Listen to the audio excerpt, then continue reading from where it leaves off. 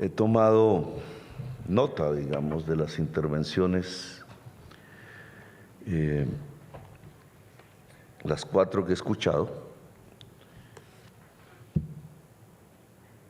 y tendría que decir alrededor de estas intervenciones lo siguiente. Indudablemente el tema misión, que trajo a colación Javier leyendo aparte del libro de la señora Mazzucato, nos reenvía a un quiebre de paradigma, porque la señora no es una economista ortodoxa. Un cambio de paradigma en el caso colombiano de cómo casi en las últimas 4 décadas ha sido manejado el país desde el punto de vista de la política económica. Porque una misión implica Estado. Lo que ella está diciendo es que el Estado genera valor.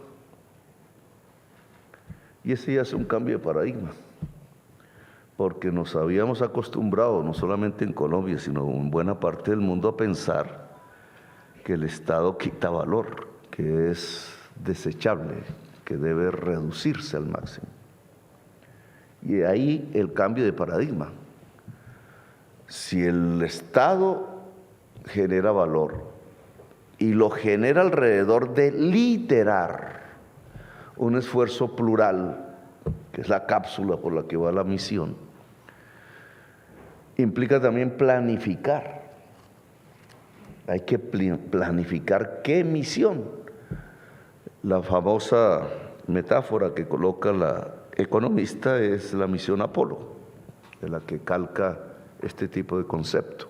Es la NASA, que es el Estado, planificando cómo se puede llegar a la Luna, y cada tornillo, cada parte de ese vehículo, pues es todo un concatenamiento industrial que implica muchísimos sectores privados que se juntan, se articulan en la misión que propone el Estado. Esta visión es muy diferente a lo que ha pasado con nosotros, porque nosotros lo que hemos hecho es más o menos un dejar hacer, dejar pasar, como Estado. Y nos ha llevado unos resultados. El que, como aquí Javier mismo lo dijo en sus estadísticas, siendo América Latina poco exportadora en el mundo, con un promedio per cápita de $100,000, Colombia ni siquiera está en el promedio latinoamericano, sino que está en $42,000. Es decir, somos un país con un sesgo no exportador casi parecido a los países que no tienen mar. Y habría que hacer la comparación estadística, entre otras cosas, si nos comparamos con Bolivia. Me da la impresión que Bolivia podría superarnos en el per cápita, a pesar de exportar carbón y petróleo, a pesar de haber sido el 5º exportador mundial de carbón. No estamos exportando, literalmente. Obviamente hay unos ejemplos, hay unos nichos que se han podido mantener del pasado, como el café, el banano, las flores, más recientemente, y hay unos esfuerzos que indudablemente casi que podríamos calificar de heroicos en términos de industria de valor agregado, pero que no llegan a la cuantía de 3 dígitos cuando se habla de millones de dólares. Y entonces tenemos un problema indudable. No puede ser considerado más que como un problema que lleva décadas, porque esto no es un fenómeno del gobierno pasado, es un fenómeno estructural de la economía colombiana. Y habría que hacerse la pregunta, ¿por qué? Porque si no, no tiene sentido el debate político y académico. ¿Por qué? Colombia, a pesar de una posición privilegiada, como siempre nos enseñan en los colegios de primaria, con 2 piernas, una en el Océano Pacífico y otra en el Atlántico, no exporta prácticamente. como el resto del mundo. El concepto de misión, vuelvo a él, lo recordé viendo una experiencia precisamente hecha por el Estado, no muy pública, casi yo no la conocía por lo menos, pero quise, cuando me enteré de su existencia, ir personalmente a conocerla. Se ubica en Cartagena y la realiza la Armada Nacional, digamos, las fuerzas militares en la facción de la Armada. Y es un astillero. Ese astillero, Cotacmar, es su nombre, que pertenece a la esfera entonces entre el Ministerio de Defensa, pero tendría que articularse muy bien el Ministerio de Transporte en esta experiencia que ha hecho al cabo de varios años, desde el año 2000 para la fecha, 2 décadas, ha progresivamente planificado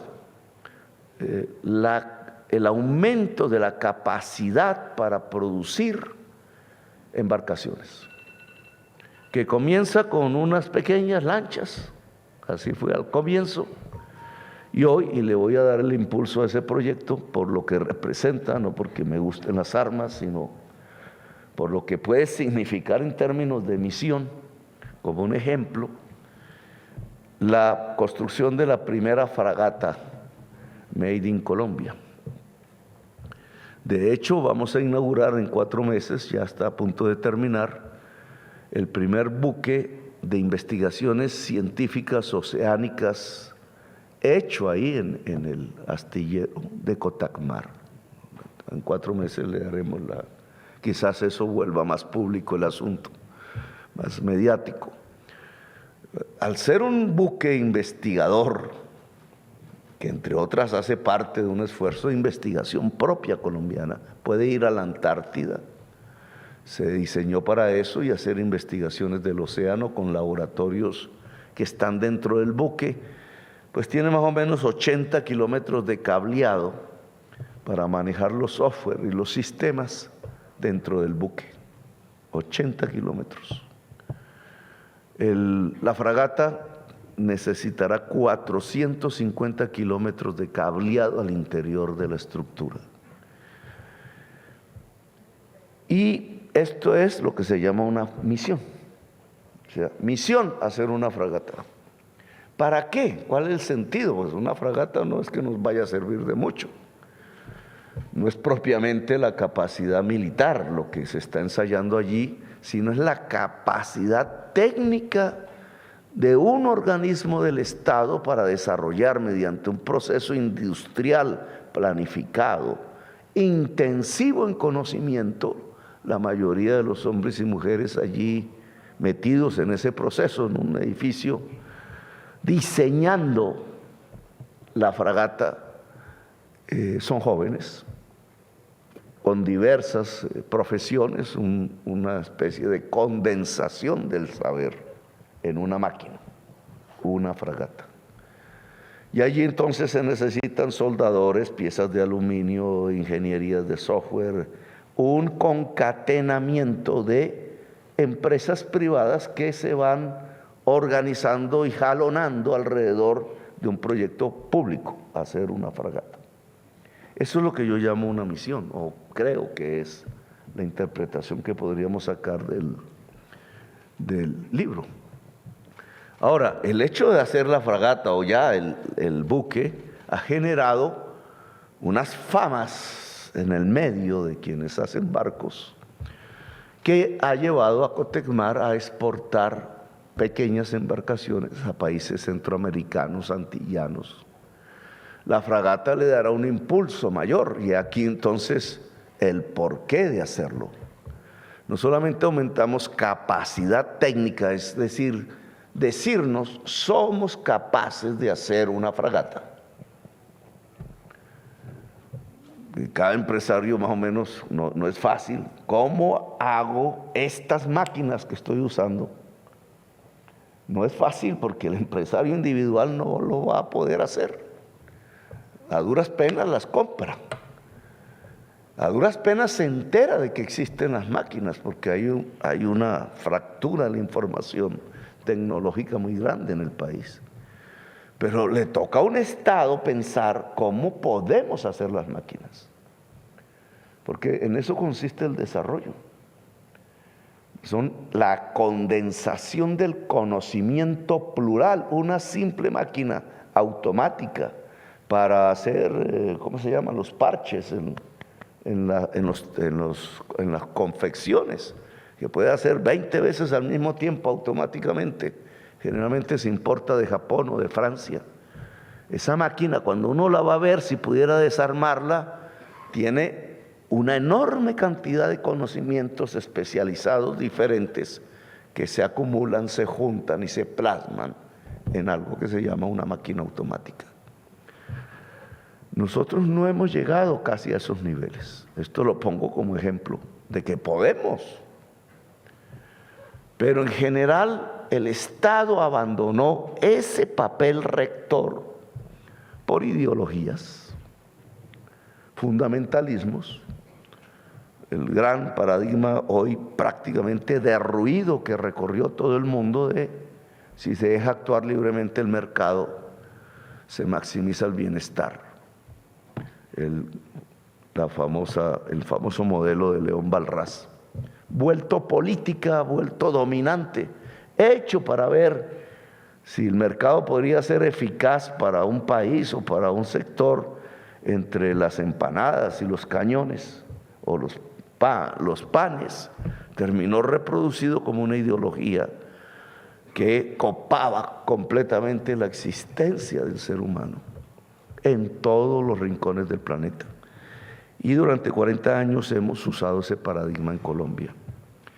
Por eso no exportamos, porque ese paradigma en la práctica, en lo concreto, lo que va determinando es que los países se especializan en el mercado mundial de acuerdo a sus ventajas, ojo, naturales. Para que uno salga de las ventajas naturales y entre a otras ventajas, es que podemos exportar una fragata, por ejemplo. Ya no podemos hablar de ventajas naturales solamente, que son necesarias, sino que hay otras ventajas que hay que construir. Pero esas ventajas para construir tienen un papel y un eje central que es el Estado. Si el Estado abandona ese papel, estamos simplemente en las ventajas naturales. Y las ventajas naturales que han hecho en Colombia, 40 años, largo plazo, ciclo de Kuznets, como dicen, no es simplemente un hecho coyuntural, son hechos estructurales. Nos volvimos exportadores de carbón, petróleo y cocaína. Y todo lo demás quedó, incluido el café, que era un éxito, se redujo a la mitad. Y todo lo demás está en el margen. ¿Ese es el camino de Colombia? Claro, la guerra de Ucrania, Rusia no lo profundiza, pero eso no tenemos que verlo con mucha alegría, porque además de que es coyuntural, que se va a evaporar porque esa guerra no va a ser eterna, no son tontos los eslavos para hacer una guerra eterna entre rusos y ucranianos, perdiendo ambos. Una vez se disipe esa guerra, volvemos a la realidad. Y es que esta guerra nos hizo retroceder en términos de vida, no solo por la guerra, sino porque hizo retroceder a todo el mundo en su ritmo para descarbonizar las economías. Si no descarbonizamos las economías, ¿qué pasa? Ustedes, nosotros, los viejos, los jóvenes, morimos. Eso es lo que dice la ciencia. Es que no estamos enfrentados ante un dilema económico como el teorema de Balrás, de si panes o cañones. Estamos enfrentados a una crisis de la existencia humana, por primera vez racionalmente entendida por la especie humana.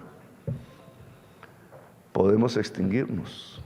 Todos estos virus que nos van aquejando y nos han puesto a crisis humana, todos lo hemos pasado.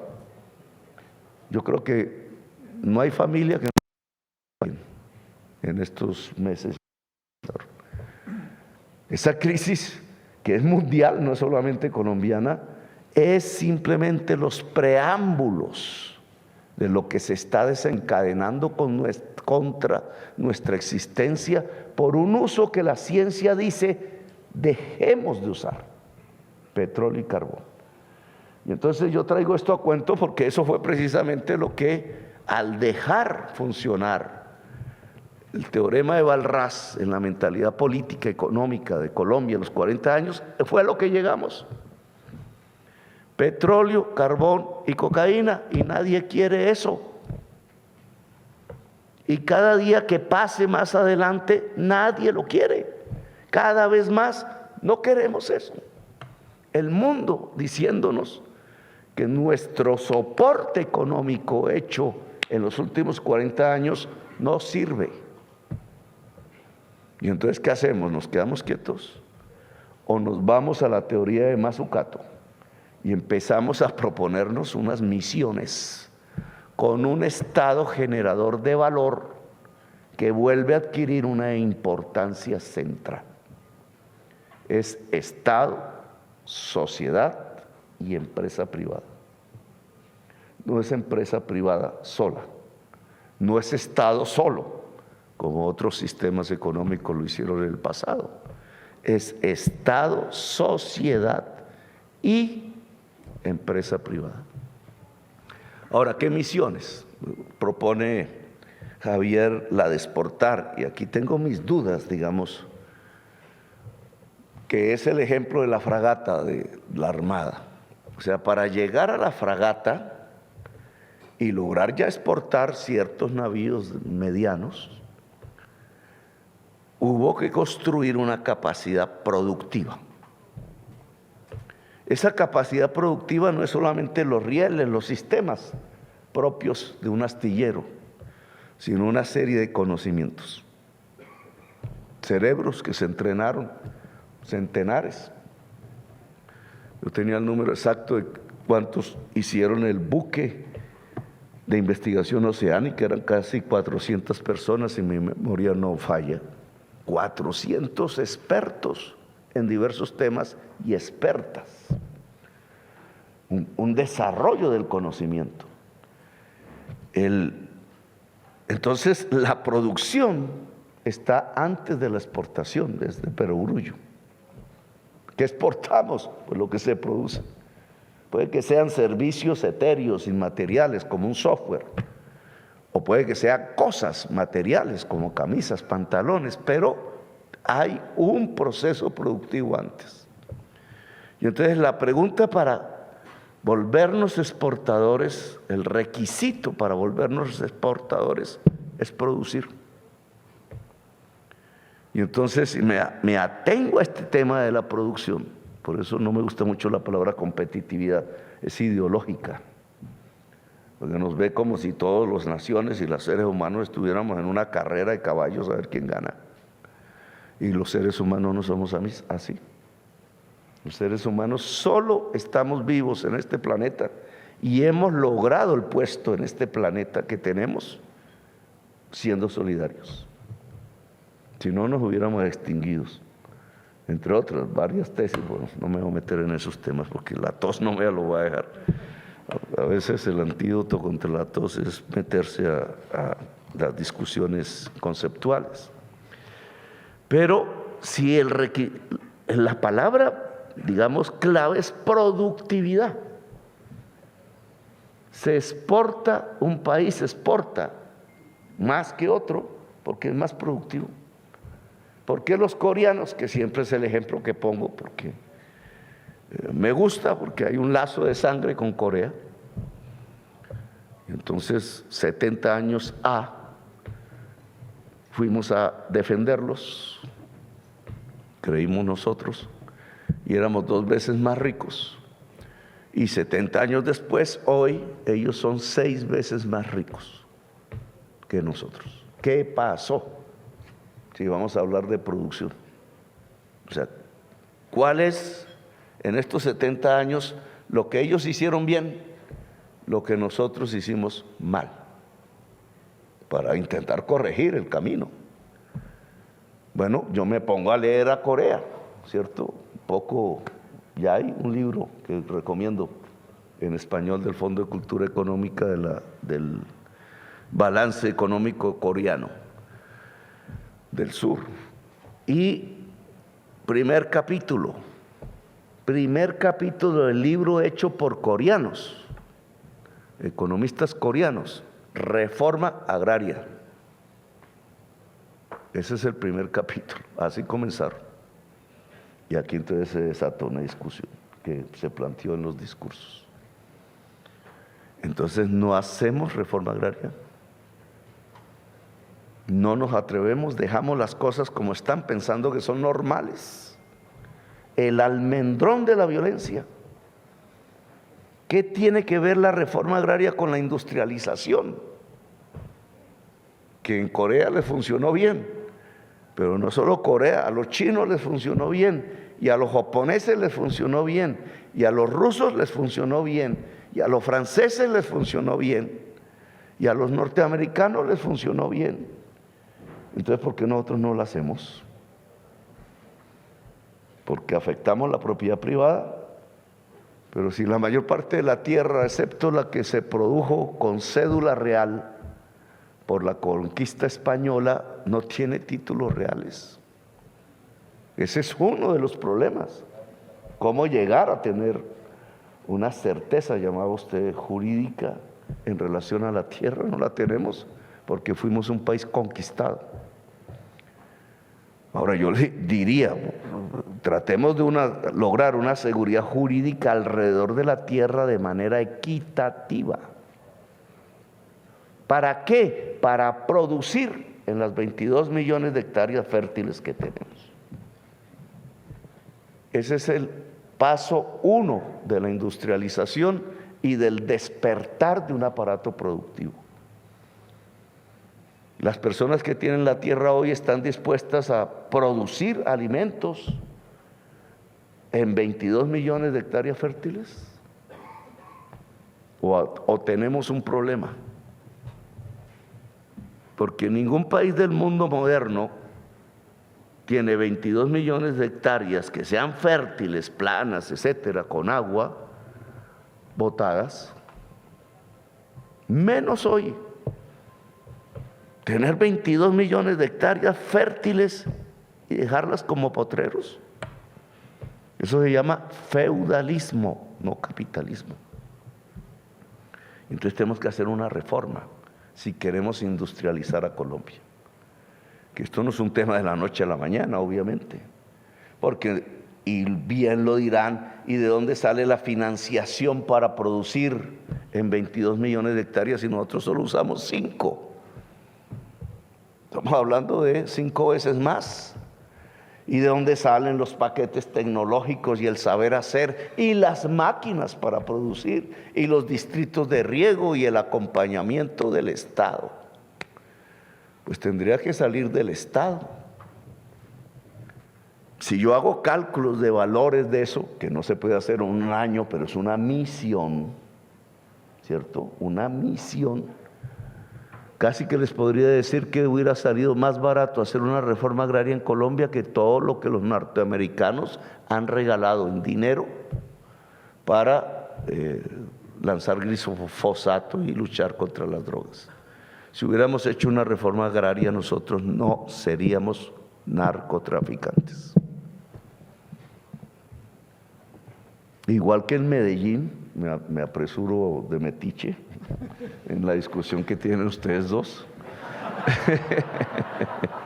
donde no me han llamado, pero de metiche, yo diría que crece esa violencia ya en esos años 90, narcotráfico obviamente, porque se destruyó el aparato industrial de Medellín, que se había basado en las confecciones, los textiles, etcétera. Eso entró en caída y la ciudad quedó sin plataforma económica sobre la cual sostenerse y entró en esa crisis. la reemplazó el narcotráfico. En esto, metiche que soy, indudablemente donde hay desigualdad social puede, no necesariamente hay, pero puede haber narcotráfico porque es una salida a la desigualdad y a la pobreza. Ilusoria, tonta, porque al final todo se vuelve muertos, como efectivamente ya vivimos los colombianos la experiencia, pero está ahí como un factor económico. Entonces, producir es fundamental. Y la producción comienza por la agricultura. Si nosotros producimos en 22 millones de hectáreas fértiles sin pensar en expandirnos más, porque tenemos a dónde expandirnos. Es más, de acuerdo al Banco Mundial, la única región del mundo que puede expandir su frontera agraria es Colombia y Venezuela, en la altillanura. El tamaño de la altillanura colombo-venezolana es como Ucrania, con una ventaja sobre Ucrania, tenemos más agua, y con una segunda ventaja sobre Ucrania. A Ucrania, si ustedes miran el mapita, y de ahí la guerra, Turquía cierra el estrecho de los Dardanelos y dejó fregada a Ucrania, no puede salir por el mar, le queda el mar Negro como mar interior. Nosotros tenemos en la altillanura, si hiciéramos el ferrocarril, tenemos el océano Pacífico a un lado y el océano Atlántico al otro lado. El mundo, hambriento además, porque la crisis climática produce menos nutrientes por hectárea y menos hectáreas fértiles en el mundo. Una oportunidad si nos decidimos con audacia a hacer el cambio por una economía descarbonizada, porque adquiriríamos ventajas ya no naturales, sino comparativas, adaptativas, le dicen los economistas a eso. Es decir, ventajas construidas, no solo a partir de nuestras ventajas naturales, sino a partir de construir la ventaja, que no es más sino conocer más. La ventaja se construye conociendo más. Es decir, si queremos ver cómo compiten los países con esa palabreja, los países compiten por sus cerebros, por la calidad de la educación, que no se adquiere, en mi opinión personal, tema a discutir, poniendo a los profesores a hacer pruebas y exámenes, sino llevando a los profesores con pago del Estado, las profesoras y las profesoras, a aumentar sus conocimientos en universidades del país, en posgrados, en doctorados, en magísteres o fuera del país, llevando estudiantes fuera del país, con la condición de volver, aumentando los acumulados de saber en Colombia, expandiendo las coberturas de la educación superior, para que por lo menos la totalidad de la juventud pueda entrar a los ciclos de la educación superior. Si ustedes vuelvo y cogen a Corea, ya no solo en el tema de reforma agraria, que ellos la hicieron, y nosotros no, sino en el tema del conocimiento, que es ellos hacen varios, en su fase que hacen, reforma agraria, industrializan, empiezan a imitar, incluso ilegalmente, a piratear, van y meten todo el esfuerzo en el conocimiento. Y hoy, ¿cómo es el conocimiento en Corea? Nuestros hermanos de sangre. El promedio en Corea es una persona con pregrado y con especialización. El promedio. ¿Cuál es el promedio en Colombia? No termina el bachillerato. Hágame el favor. En 70 años eso fue lo que pasó. ¿Y por qué los coreanos se volvieron tan educados y nosotros no? Por decisión política.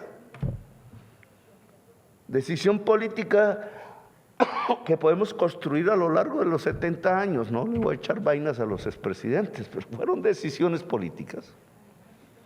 Solo hasta el 91 hubo una constitución que dijo que los ingresos para la educación tenían que crecer más que proporcionalmente que los ingresos corrientes de la nación. Solo hasta el 91. Y ese artículo lo quitaron. Averigüen ustedes qué es presidentes de manera transitoria uno y de manera permanente el otro, que necesitaban la plata para otra cosa.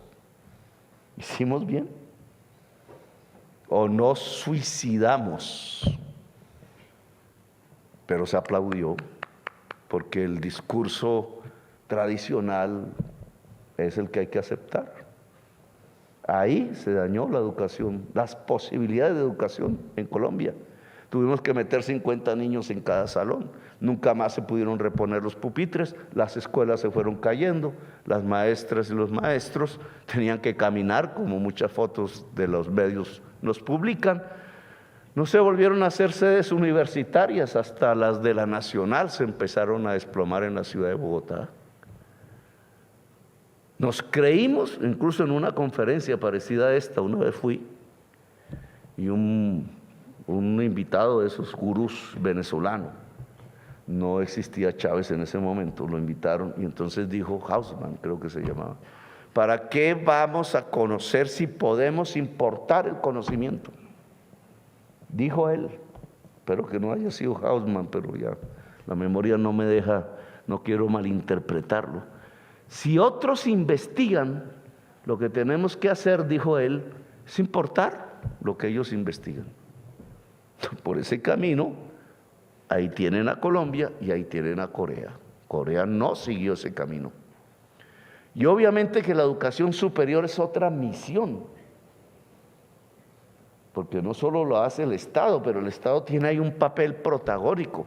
Si no logramos jalonar conocimiento, si no hacemos una reforma agraria, si no le quitamos otros problemas sucesivos, el Estado a una serie de círculos de poder privilegiados, económicos y políticos, y hasta ilegales en muchos casos, como he denunciado, el país no logra un sendero de industrialización. Y si no logramos eso, no vamos eliminando el sesgo anti-exportador. Por eso yo llamaría, antes de exportación, ver producción. Porque al final podemos lograr transformaciones en aduanas, etcétera, pero cuando vamos a ver la capacidad de exportación del país, nos encontramos con una cáscara de huevo vacía. Y hay que llenar eso, en mi opinión, en producción. Entonces, claro, para un grupo de empresarios, dada la dominancia de un pensamiento económico durante 40 años, yo creo que si yo llego a un semestre de Facultad de Economía me asusto de lo que están enseñando, si lo comparo con lo que yo aprendí hace ya un tiempo largo. De esos 40 yo salí en el 82, o sea, han pasado 40 años. Nosotros aprendíamos unas cosas, nosotros aprendíamos que la economía no era un pensamiento homogéneo, era una gran discusión plural, con tendencias radicales, ortodoxas, etcétera. Hoy solo es un pensamiento que se cree científico y se derrumbó ante la crisis climática. Pero el mundo empresarial se ha criado en ese pensamiento, vía asesores, vía medios de comunicación, vía ministros de Hacienda, etcétera. Se ha criado en ese pensamiento que hoy hace agua, como el de creer que el Estado no sirve, como el de creer que entonces ¿para qué impuestos? Como el de creer que la planificación no se necesita, que es el mercado el que asigna eficientemente los recursos, como el creer que el mundo es así, punto, y no lo podemos variar, y resulta que vamos camino a la extinción. No nos habíamos dado cuenta hasta que la ciencia empezó a golpear y a hablar cada vez más duro, y ciertas voces empezaron a replicar eso que decía la ciencia dentro de la sociedad colombiana. Hemos tenido un pensamiento económico que se ha equivocado. Y como no se trata de simplemente mover las heridas del pasado, entonces hay que cambiar. Tenemos que cambiar. No es fácil, porque los caminos que tenemos por delante son altamente inéditos. Pero hay que hacerlo, y el empresario no solo es el Estado el que tiene que cambiar, no solamente es la capa política que dirige el Estado la que tiene que cambiar, no solamente es la sociedad la que tiene que cambiar, que ya ha dado sus gritos electorales para ello y su movilización social, el empresariado también tiene que cambiar.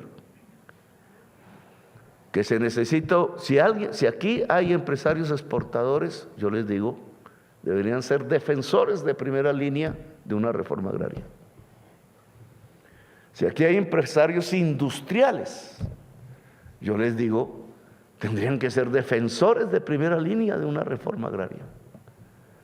Las rentas, no las ganancias trabajadas, sino las rentas no trabajadas, en Colombia pululan las transferencias de riqueza, no la generación de riqueza. Entonces tenemos una cuna de generación de riqueza pequeña, raquítica, existe pero es pequeña, y unos grandes transferidores de esa riqueza hacia otros sectores donde se origina la riqueza. Costos de energía eléctrica, costos financieros, por poner un ejemplo. No me voy a ahondar aquí porque ya sería materia de otro debate. Si nosotros queremos industrializar el país, tenemos que reducir las rentas en el concepto de transferencias de riqueza no ganadas y por encima de lo normal. Si los costos de la energía en Colombia son más altos de América, el aparato pequeño industrial colombiano está pagando una renta. Está transfiriendo riqueza, cada hogar también. Si los costos financieros son más altos de lo normal, claro, alguien dirá, ¿y qué es lo normal? Estamos transfiriendo riqueza. El año pasado el sector financiero obtuvo 14 billones de utilidades, todos los demás en rojo. ¿Qué es eso? Transferencia de riqueza, no generación de riqueza. Luego hay que tener una actitud más activista, que es posición política indudablemente, alrededor de lograr que Colombia pueda crecer productivamente en la producción real, en la generación de riqueza, y eso tiene dos grandes capítulos: agricultura e industria y sus intermedios. Podemos lograr otras palancas como el turismo, que yo sí creo, somos el tercer país más bello del mundo, ventajas naturales. Podemos lograr más hacia el futuro solo si hacemos el esfuerzo del conocimiento como sociedad. Para eso se necesitan impuestos. No los voy a amargar con los datos que hoy tengo de la situación fiscal colombiana. Mucho más grave de lo que imaginó la prensa que transmitía esas noticias. Mucho más grave. Pero de ese hueco no podemos salir si no es conjuntamente, con dos responsabilidades en donde se pueda pagar impuestos, pagarlos, y el Estado garantizar que el dinero de esos impuestos no termina en el robo familiar de las familias políticas de Colombia o en los lavados de activos, sino que vaya exactamente a las palancas que nos permitan la generación de la riqueza en Colombia. Bueno, gracias, muy amables por haberme escuchado.